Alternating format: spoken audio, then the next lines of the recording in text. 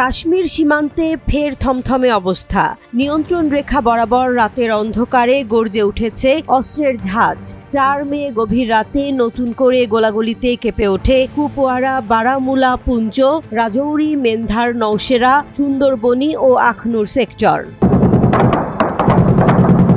ভারতীয় সেনাবাহিনীর দাবি, পাকিস্তান একতরফা গুলিবর্ষণ শুরু করে আর ভারত দিয়েছে পাল্টা জবাব। যদিও এখনো পর্যন্ত হতাহতের কোনো খবর মেলেনি, কিন্তু সীমান্তের বাতাস যেন ঘনিয়ে আসছে যুদ্ধের আতঙ্কে। এই টানা সংঘর্ষের সূত্রপাত ২৩ এপ্রিল পেহেলগামে ভয়াবহ হামলার পর থেকেই। ১১ রাত ধরে থেমে থেমে চলছে গুলির শব্দ।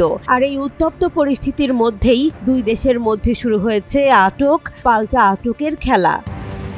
ভারতীয় বিএসএফ সদস্য পূর্ণম কুমার সাহু ভুলবশত পাকিস্তান সীমান্তে ঢুকে পড়লে তাকে আটক করে পাকিস্তান রেঞ্জার্স। তার ঠিক একদিন পর ৩ মে রাজস্থানে এক পাকিস্তানি রেঞ্জারকে আটক করে বিএসএফ। সীমান্তের ওপারে এপারে পাল্টা পদক্ষেপে বাড়ছে রাজনৈতিক তাপমাত্রা।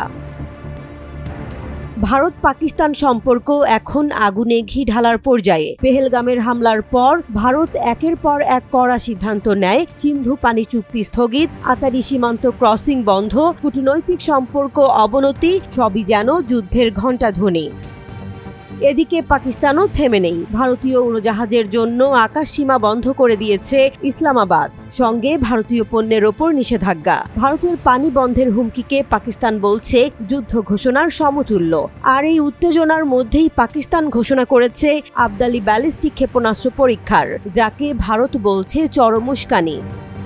উত্তর পশ্চিম সীমান্তে এখন রক্তমাখা নীরবতা। কূটনীতি যেন অসহায় আর আঙুল চেপে আছে ট্রিগারে। প্রশ্ন একটাই, এই সংঘর্ষ কোথায় গিয়ে থামবে?